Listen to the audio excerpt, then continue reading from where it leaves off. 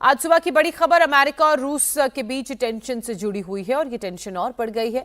America ने दरअसल उत्तरी अटलांटिक महासागर में रूसी शिप मरीनेरा को जब्त कर लिया है। इसके बाद रूस ने कड़ी प्रतिक्रिया देते हुए इसे समंदर में डकैती करार दिया। अमेरिकी सैनिकों के इस एक्शन के बाद रूस और अमेरिका के बीच युद्ध जैसे हालात पैदा हो गए हैं। मॉस्को ने इस कार्रवाई को खुले समंदर में की गई डकैती करार दिया। अमेरिका पर अंतर्राष्ट्रीय कानूनों के उल्लंघन का गंभीर आरोप लगाया। रूस का विदेश मंत्रालय स्थिति पर लगातार नजर बनाए हुए है। उसने मांग की है कि अमेरिका टैंकर पर मौजूद रूसी नागरिकों के साथ मानवीय और सम्मानजनक व्यवहार सुनिश्चित करे। रूस ने यह भी कहा है कि अमेरिका को जहाज पर मौजूद रूसी नागरिकों की जल्द और सुरक्षित स्वदेश वापसी में कोई रुकावट नहीं डालनी चाहिए। ये तस्वीरें भी जारी की गई हैं। ये वही रूसी शिप है जिस पर अमेरिका ने कब्जा कर लिया है, जिसे जब्त कर लिया है। इसके बाद रूस ने नाराजगी जताई है और इसे समंदर में डकैती करार दिया है। अमेरिका ने बुधवार को वेनेजुएला से तेल खरीदने जा रहे 2 टैंकरों को पकड़ा। इनमें से एक रूस का जहाज मैरिनेरा है, जबकि दूसरा शिप जो है जिसे अमेरिका ने पकड़ा है उसका नाम सोफिया है। दूसरे जहाज सोफिया पर पनामा का झंडा है। ये शिप किस देश का है इसकी जानकारी सार्वजनिक नहीं की गई है। अमेरिका ने रूसी झंडे वाले तेल टैंकर मैरिनेरा को उत्तरी अटलांटिक में जब्त किया, जबकि दूसरा जहाज कैरिबियन सी में पकड़ा गया। ये दोनों जहाज कुछ घंटों के अंतराल पर पकड़े गए। रूस ने अपने जहाज की सुरक्षा के लिए सबमरीन और दूसरे नेवी के जहाज भेजे, लेकिन वो इसे बचाने में सफल नहीं हो पाए।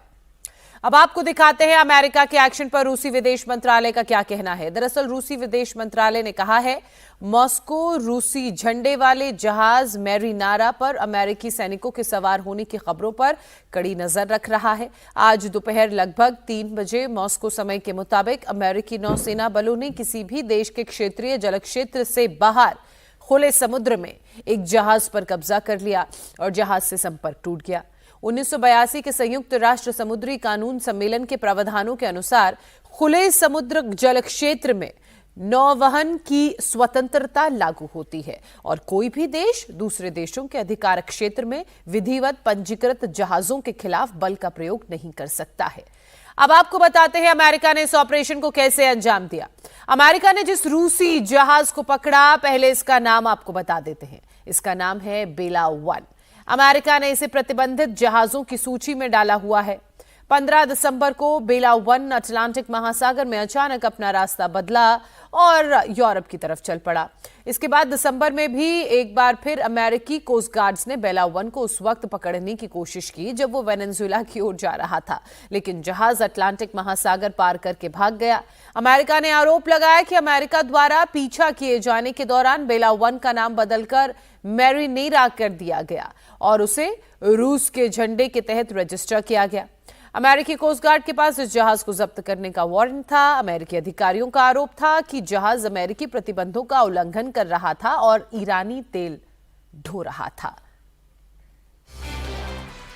इसी बीच अमेरिका के एक्शन पर ब्रिटेन ने भी बयान जारी किया है। ब्रिटेन के रक्षा मंत्री ने कहा है कि रूसी टैंकर को जब्त करने में उन्होंने अमेरिका की मदद की। ब्रिटेन के रक्षा मंत्री जॉन हेली ने संसद में यह जानकारी देते हुए बताया कि अमेरिका ने रूसी टैंकर को जब्त करने के लिए उनसे मदद मांगी, जिसके बाद उन्होंने रॉयल नेवी, रॉयल एयरफोर्स को अमेरिकी अधिकारियों की मदद के लिए कहा।